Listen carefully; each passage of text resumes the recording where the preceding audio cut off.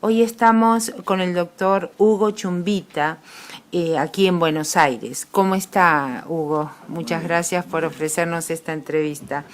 Hugo Chumbita nació en La Pampa, se graduó de abogado en la Universidad de Buenos Aires, fue miembro del cuerpo de abogados de la CGT, Confederación General del Trabajo, secretario académico de la Universidad de La Pampa y organizador del Instituto de Estudios Regionales.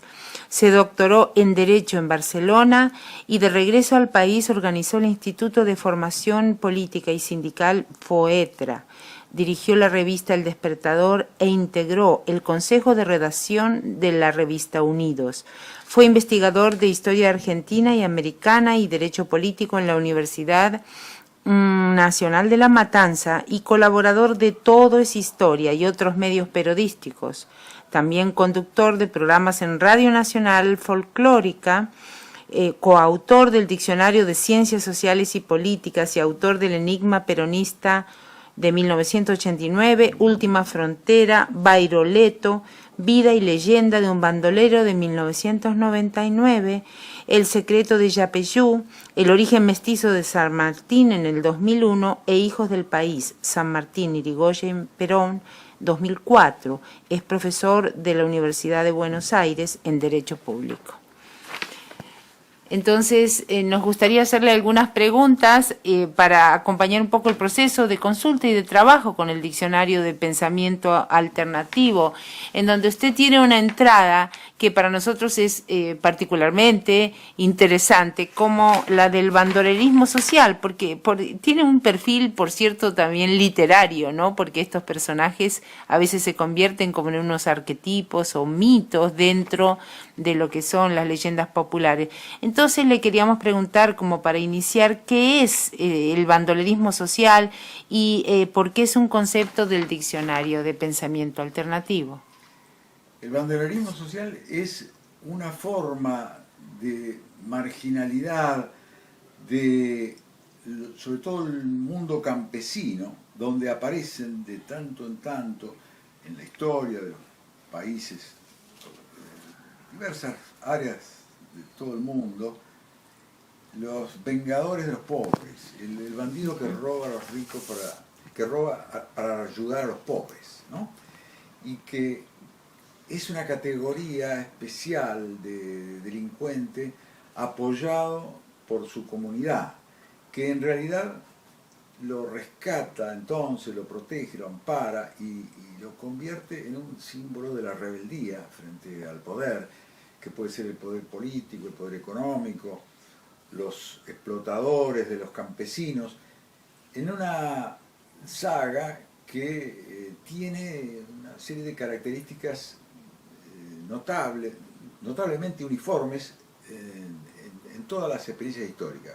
Erich Hobsbawm lo trabajó este tema y acuñó esa categoría del bandolero social por oposición al bandolero individual o el simple delincuente o perseguido, que es un fenómeno diferente. Evidentemente el bandolerismo social adquiere, por la solidaridad de su comunidad, una característica de protesta inorgánica a través del rebelde que se alza contra la autoridad. Esto no ha sido suficientemente acogido por las ciencias sociales, aunque hay alguna producción en la literatura a partir de los trabajos de Hobsbawm, y sobre todo en nuestro país es un tema poco tratado por otros autores, por lo cual es en el diccionario justamente uno de esos términos que nos necesitamos incorporar desde una visión diferente a la clásica de la ciencia social. Sí, estaba pensando que muchas veces estos bandoleros son tema de los corridos, como en los corridos mexicanos, y también hay corridos colombianos del narcotráfico, es decir, la música retoma estas figuras, ¿no? Y en la literatura estoy pensando en un género un poco anfibio, como podría ser la crónica o la novela testimonial. Es decir, como estos bandolerismos tienen una raíz social, digamos, importante, y eso pertenece a la historia más que a la ficción, se ficcionalizan ya en la imaginación popular, y luego, como usted dice en la entrada, se santifican, ¿sí? O sea, queda como una estampita el bandolero, como en el caso de Pancho Villa, que hay muchos mexicanos. Yo tengo estudiantes que son inmigrantes de México, y admiran la figura de Pancho Villa, siendo que el libro por ahí dice un montón de, pues resalta los perfiles negativos de... Claro, la santificación es como otro escalón de, digamos, reconocimiento popular. Hay muchos bandoleros sociales cuya leyenda los ha convertido en verdaderos héroes.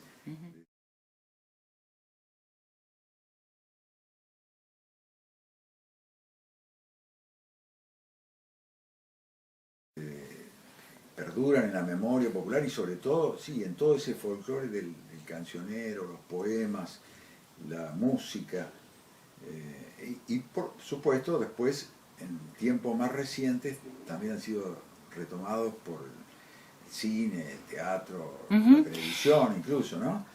Pero es muy importante distinguir las diversas manifestaciones que pueden llegar a convertirse en religiosidad popular, por un lado, y por otro lado, la simple leyenda heroica, ¿no? Que a veces no tiene connotaciones religiosas. En algunos casos, estos bandoleros terminan siendo santos a quien la gente le rinde culto y les hace promesas, y se genera todo un fenómeno entonces de carácter místico, ¿no? Alrededor de ello. Y después también Hobsbawm nos ayudó a establecer ciertas categorías diferentes entre aquellos personajes solitarios, rebeldes espontáneos, aquellos que forman parte de grupos armados que se comprometen más en las luchas políticas y sociales.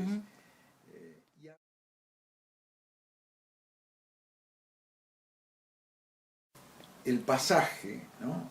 De unos a otros, es decir, el pasaje del bandolero espontáneo, solitario, ¿no es cierto?, a revolucionario, incorporándose a los movimientos sociales de protesta o los movimientos políticos de su tiempo.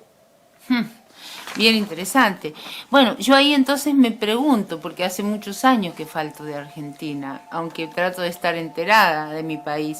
En la Argentina contemporánea, podríamos decir que existe el bandolerismo social, por ejemplo, esa figura de los piqueteros, que le interesa tanto al mundo porque sí aparecen en los noticieros y todo lo demás.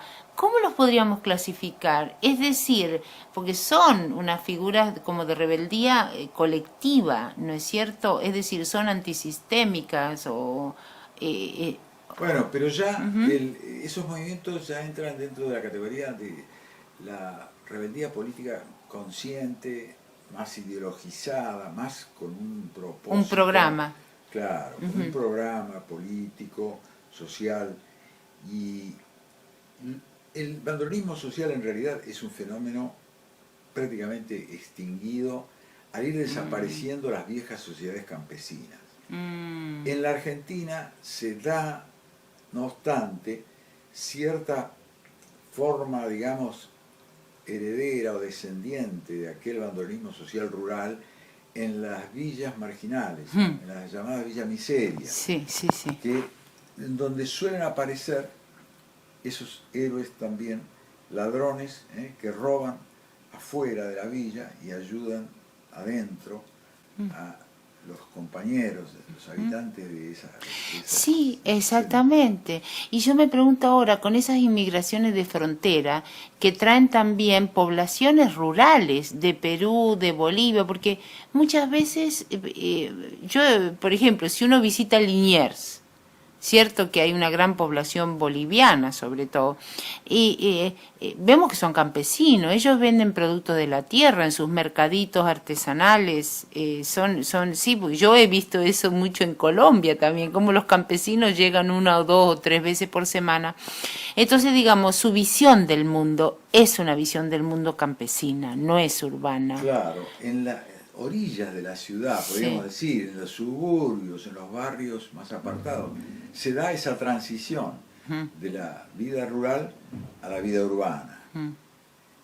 Allí, ¿no es cierto?, sobre todo es donde proliferan algunas formas parecidas al viejo bandolerismo. Claro, exacto, que es como una justicia, como usted bien dice, es como una justicia, digamos, simétrica en términos de lo que dice, por ejemplo, Gilles Lipovetsky habla de la justicia simétrica, que son las que no pasan por el aparato del Estado, sino que se ejercen por la propia mano, no como la ley del talión, ojo por ojo y diente por diente. O por ejemplo, la mentalidad precapitalista, es decir, es como bastante fuera de toda codificación de la ley es consuetudinaria, hay como unos derechos orales que se imponen dentro de la comunidad y de ahí surge el justiciero. Claro, por un lado, la mayoría de estos personajes individuales, digamos, los grandes bandoleros famosos que robaban a los ricos para ayudar a los pobres, según su leyenda, casi todos surgen de un choque entre la legalidad formal y la cultura tradicional.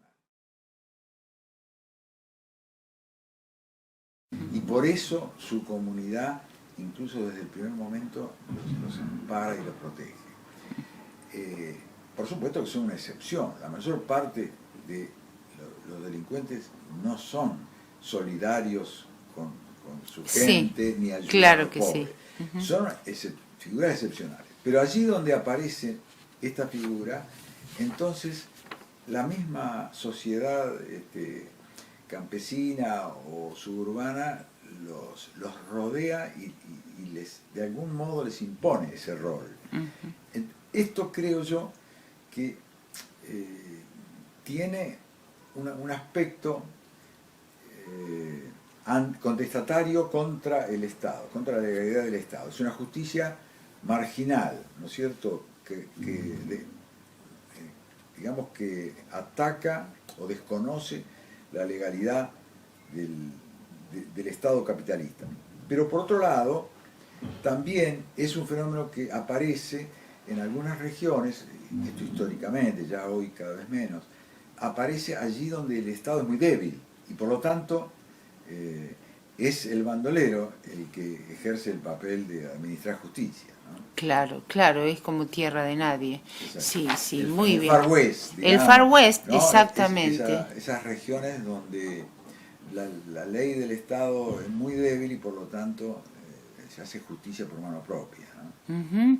Sí, claro que sí. En el Caribe, por ejemplo, hay unos estadios que son preplantacionales, antes de los ingenios azucareros.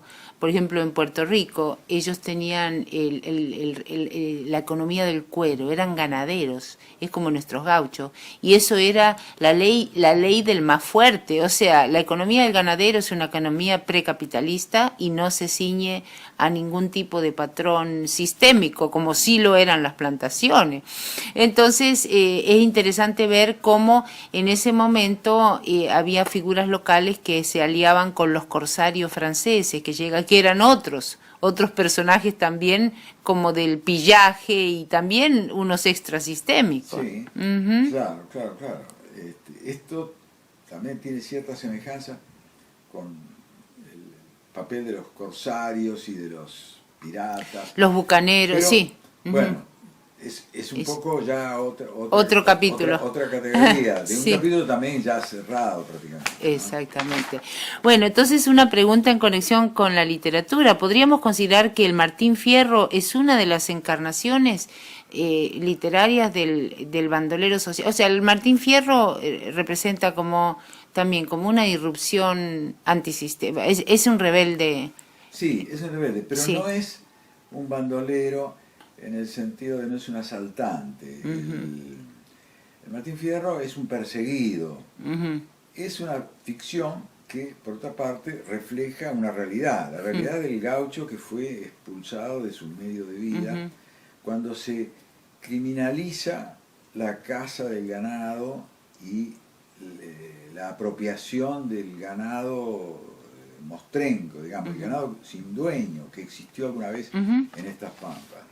Cuando eso desaparece, cuando aparece la propiedad privada, cuando se aparece la propiedad de la tierra, el alambrado, el gaucho entonces es un cazador de ganado que se convierte en delincuente porque está atacando esa propiedad del ganado. Claro. Entonces allí aparece un fenómeno parecido al del bandolero, ¿no? Cómo la sociedad expulsa entonces, la sociedad estatal, ¿no?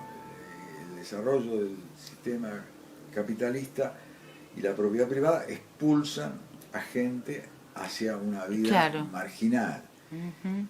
Y algunos de esos gauchos se convierten en asaltantes y asumen ese papel del bandido social típico. Claro, claro. Eso es lo que refleja la gauchesca. La gauchesca. La literatura gauchesca tiene varios personajes que son así arquetipos del gaucho rebelde ante la autoridad y que incluso llega a practicar la venganza contra los ricos. Como Juan Moreira no tanto. Juan Moreira no tanto, pero por ejemplo hay otros como los hermanos Barrientos o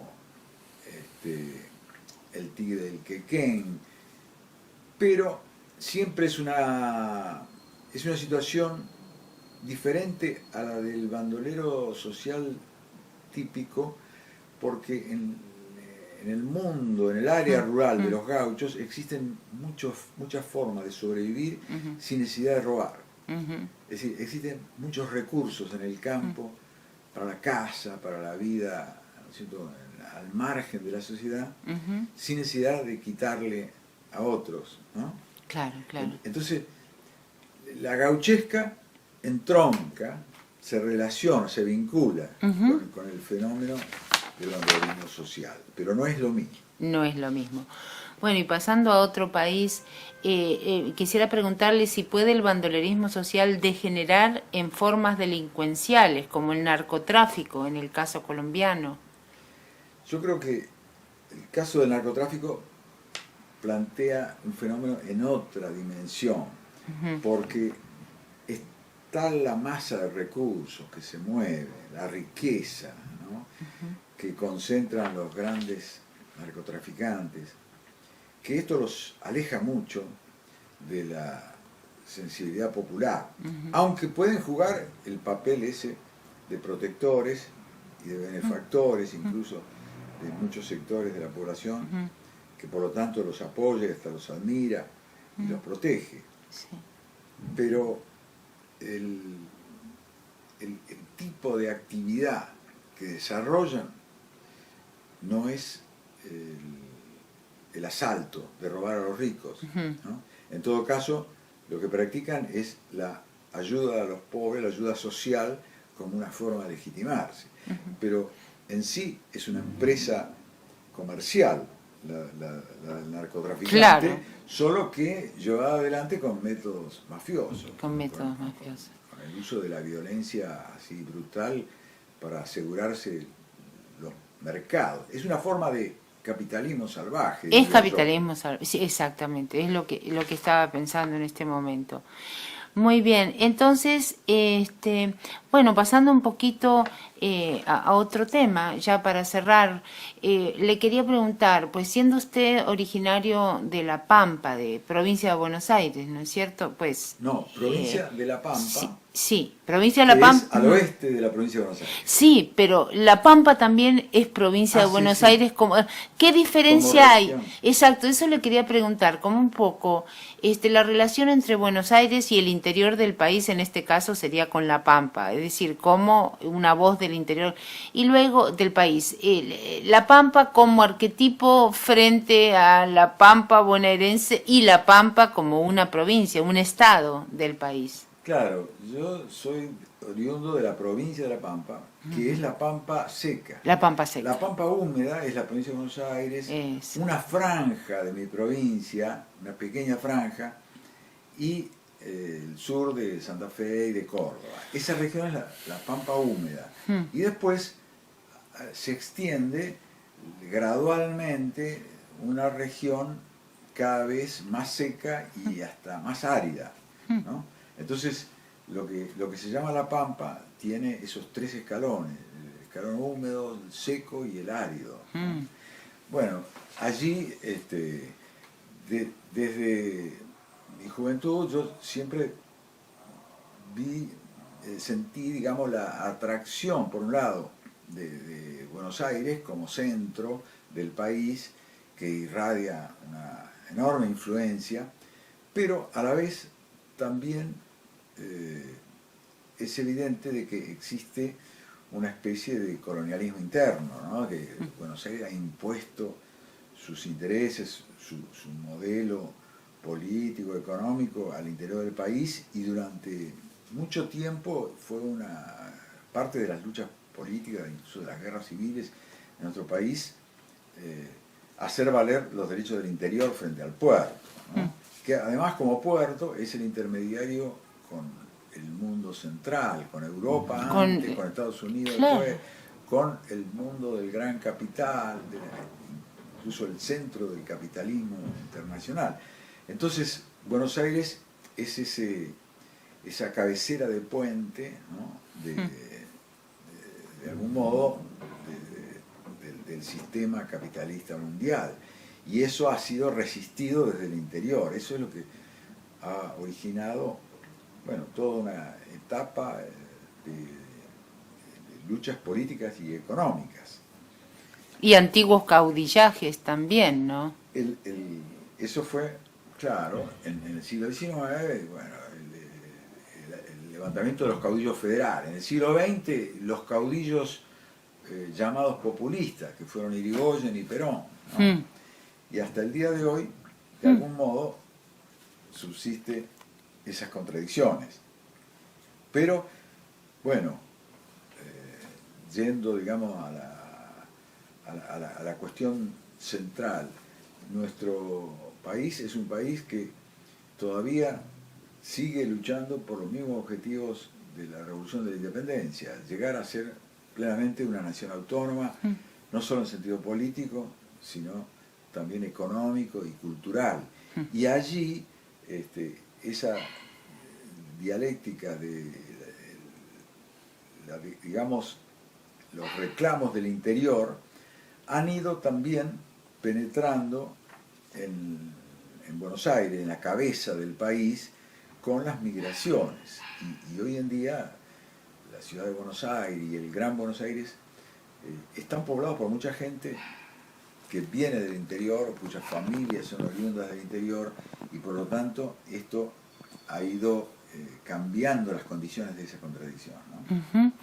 Si usted tuviera que recomendarle, por ejemplo, a los jóvenes estudiantes que están mirando todo este tema de cómo empezar a conocer un país, pues mi fórmula como literata es que primero es mejor leer la literatura y luego la historia, porque la literatura es como un termómetro, digamos, artístico, muy persuasivo, muy atractivo y muy como un universo autónomo que impone una realidad con la misma fuerza que la misma realidad que corre por las calles, ¿cierto? Por eso tenemos que el cuervo de Poe es más real que cualquier otro cuervo, cualquier pajarraco que nos crucemos por ahí. Es decir, se convirtió como o Macondo, por ejemplo, que si uno llegara a Cataca es nada. Yo fui en un bus al pueblito, es nada, es cero. Es un pueblito que casi no existe, pero Macondo forma parte del imaginario universal y está inmortalizado.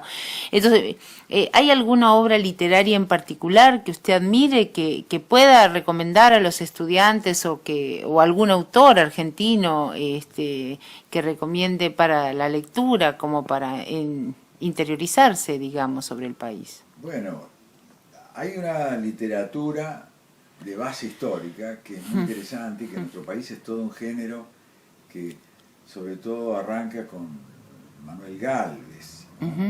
Las novelas históricas Novela histórica. de Manuel Gálvez son muy respetuosas de la realidad documentada, ¿no es cierto?, histórica, y por otro lado nos dan esa vivencia, ¿no?, con la imaginación del autor y con el arte literario del aspecto subjetivo, ¿no?, que es la riqueza de la novela.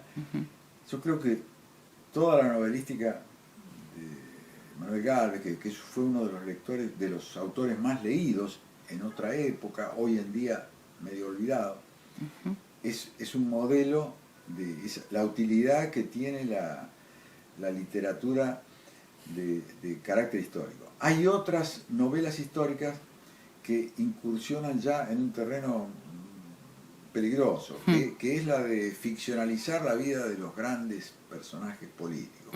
Allí se corre el riesgo de tergiversar los hechos y confundir incluso a quienes no conocen la historia, los datos históricos, ¿no? Pero creo yo que literatura e historia van de la mano, porque también la historia necesita ser bien contada con los recursos de la buena escritura. Y por lo tanto todo historiador tiene que ser también un poco escritor. Sí, y además ser una historia, digamos, no la historia de los ganadores, sino también una historia que reivindique otras voces de las gestas nacionales, ¿no? Porque eso es lo que uno se pregunta frente a las historias oficiales y las historias revisionistas, ¿verdad?